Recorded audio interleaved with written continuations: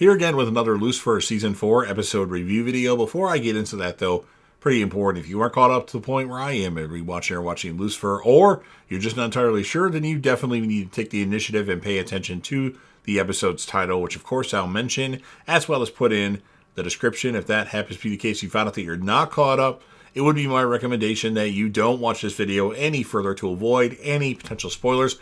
And for all of you out there that are wondering, this is indeed my first time watching the show Lucifer. So join me on the journey and let's discuss the show in the comment section along with the man, the myth, the legend, the Dexter and Breaking Bad fan, and Lucifer fanatic himself, Crazy Coffee Man. And let's talk about this amazing show. With that in mind, this will be Lucifer Season 4, Episode 8. The title of this episode is called Super Bad Boyfriend. And this will be my review, reaction, recap after just finishing watching the episode. Lucifer had to force a meeting with Dr. On. He granted him a favor, and now it's time for Dr. On to pay up. He needs a medical consultation, is what Lucifer tells him. He says his wings are moles on his back, and he doesn't need Botox. He needs them to be fixed. And while they're having this discussion, Amenadiel comes up from the elevator to the elevator of the penthouse and comes up. And Lucifer mentions that he needs to put a lock on that elevator. The doctor is useless and get out of here. Amenadiel tells Lucifer Remy was here. Amenadiel needs a favor. He wants Lucifer to be the godfather of his future child. That's a no. Also needs advice. Lucifer tells him to ask somebody that actually has a child. Dead body time. Hey Ella. Hey Dan. About the other night. Maybe we shouldn't. Chloe's here. What Father Kinley told her in her head. Or I should say, Chloe's hearing what Father Kinley told her in her head. Lucifer and Chloe arrive to see the next victim. Ella and Dan are acting super weird, of course. And Lucifer thinks it's something to do with him. It's his fault somehow, some way. Someone ambushed Miss Baez as she was getting dressed. Blunt force trauma to the head. Chloe needs to tell Lucifer something. She tells Lucifer about the prophecy. When the devil walks the earth and finds his first love, evil shall be released. This is wonderful news. It's bad, but explains a lot. Like why I'm changing. Lucifer thinks all he needs to do is break up with Eve. Lucifer tells Eve the news. Eve's happy that Lucifer considers her his first love. She's been dying to say it for so long. We need to break up. No, you've been hurt before. You don't have to worry. I promise you, I will never give up on you. You know why? Surprise me. Because I love you too. Shit. Lucifer says. Chloe and Lucifer talk to Lexi about Miss Baez. She was so good about giving advice on anything. Caleb might want to hurt Miss Baez. Caleb knows that Lucifer is the club owner that grants favors. Next, Chloe and Lucifer talk to Nate.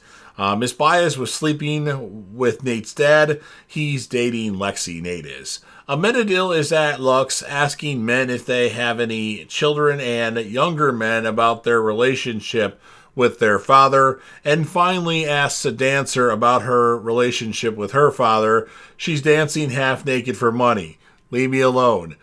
Not exactly the words, but to an extent. Caleb talks to Amenadiel about Lucifer buying some Xanax and Adderall. He wants Lucifer to take them off his hands. Caleb just wants out. Tahir will want to keep him selling. Chloe meets with Ella. She wants to get Dan, and Ella says, no, you see him all the time. Trying to avoid Dan. And Ella says the murder weapon was a golf club driver. Ella gets a call about the Tiernan case. Where are you calling from, she asks. Maze is talking to a female prison guard that looks just like her. She says she usually goes straight for sex, but now she's looking for a connection of her own. Whatever, I'm in. You're too clingy, Maze tells this Maze imposter. Lucifer and Eve have a session with Linda. Eve's so happy to finally meet Linda Martin. Being in this room is like being in Lucifer's mind. Lucifer says if you look up perfect relationship in the dictionary, you'd see a picture of us. Linda says you claim to be happy, but I'm sensing a hidden trepidation. Denial. Lucifer needs to face his issues head on, Linda says. And during this, like, Eve and Linda are like clicking, like finishing each other's sentences. Amenadiel's out and about with Caleb. They talk about Tahir. Caleb needs a bodyguard now, Tahir says. Amenadiel says Caleb no longer wants to be a part of your operation, Tahir's operation, and Tahir wants his money. Amenadiel gives Tahir collateral, with being the necklace that's around Amenadiel's neck. Lucifer and Chloe talk to Nate's dad. He says late last night he was with Emma. That's who his ex-wife is. So they're essentially looking at getting back together. He says he was the cliche bad husband. Eve comes to the penthouse and Lucifer has a fantasy football draft going on. Of course, this was a long time ago, so you see people in the first round were Aaron Rodgers and Demaryius Thomas. Wow. Must be a stupid redraft league. Anyway, he was also being a slob and watching the TV show Dukes of Hazzard. Now, fun fact, when I was younger, for some odd reason, I was obsessed with the show Dukes of Hazzard. And then, like in the year 2000, maybe 2001, it was on what at the time was the TNN, the Nashville Network, which turned into Spike TV, or Paramount TV now, I guess.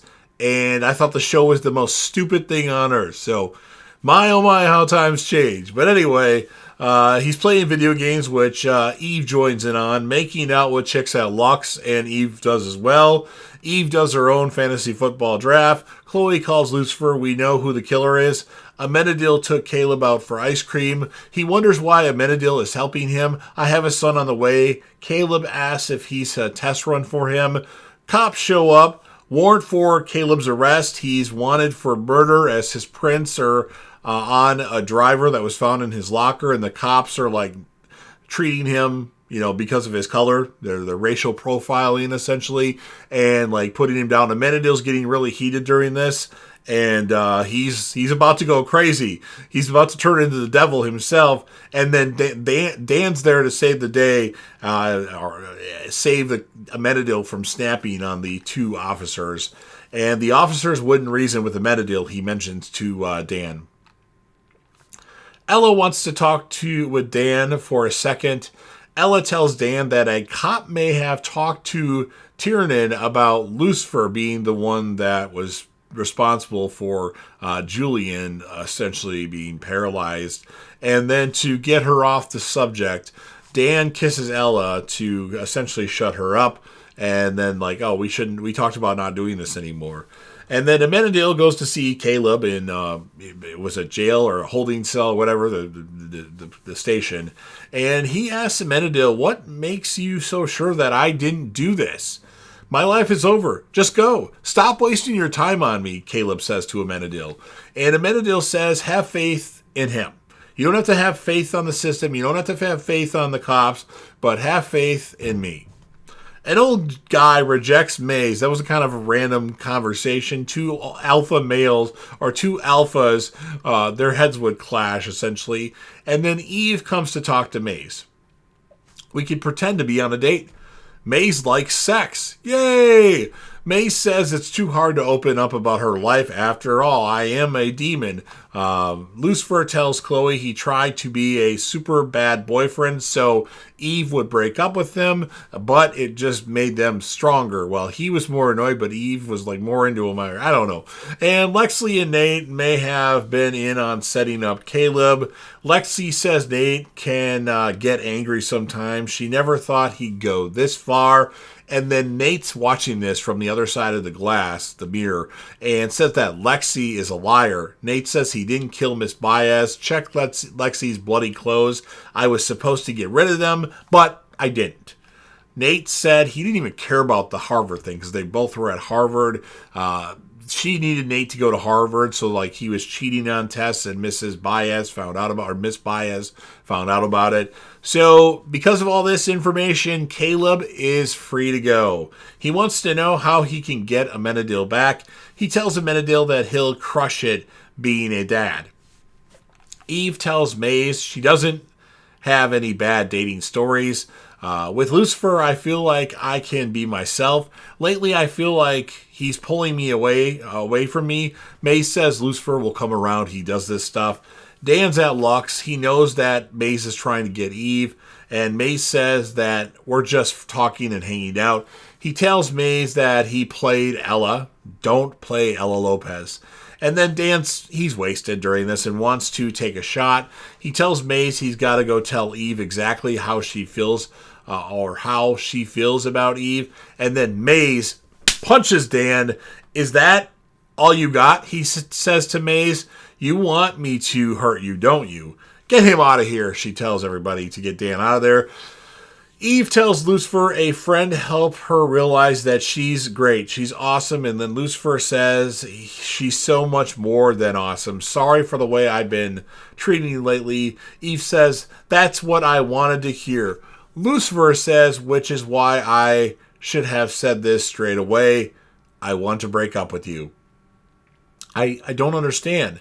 You shouldn't have to change for anyone. I don't like who I am with you. Chloe calls. I don't know where Amenadiel is. Why? Someone has killed Caleb. Amenadiel is at the scene looking at Caleb's body, and obviously he starts to cry. Chloe says she promises Amenadiel we will find whomever did this. Amenadiel says he knows who did this. Lucifer says he'll drive. Amenadiel beats up Tahir. I don't know if Tahir actually did it or not, though. Amenadiel says Earth is no place to raise my son. Chloe asks Lucifer about how Amenadiel is. He's tormented. How are you doing? I broke up with Eve. She was in love with the person I used to be. Chloe says Lucifer has become a better man. He says Chloe is so special. I don't like how that makes me feel either. Amenadiel goes to see Caleb's body at the coroner's place. He puts that necklace that he had around Caleb's neck. And then Lucifer goes to see Linda. It's all his fault. Dear old dad's up to his old tricks. The truth is all of his own bloody fault. No, doctor, this isn't progress. The real truth is what? There is something rotten inside me. I'm drowning, doctor. I can't stop asking myself, why do I hate myself so much? And that conversation between Lucifer and Linda Martin is what ends the episode. It kind of seemed to drag a little bit. Like it should have ended like 10 minutes ago in my opinion, but it kept going. But it still was a deep episode of Lucifer. I'm going to score this one an 8.6 out of 10. And my character of the episode for the males, Amenadiel, and for the females, I'm going to give it to Eve. Obviously, Lucifer was a standout too, but he wins it most of the episodes. So when Amenadiel has an episode like this, you kind of got to give him his props. So, yeah, that's what I have to say. You've heard everything that I have to say. Now it's your turn. If you're a fan of Lucifer and you want to help me out with the YouTube algorithm, please don't forget to Hulk smash the like button. Share the video with a friend. Put this video on any one of your preferred social media platforms. Don't forget to sound off in the comment section about what your score is for this episode of Lucifer. I gave it an 8.6. What would you give it? And then who would be your male? Who would be your female character of the episode? And then last but certainly not least, don't forget to hit that sub button, subscribe to the channel, join the team, show your damn support, and be a part of something special. And you never know what you'll see on JDev TV.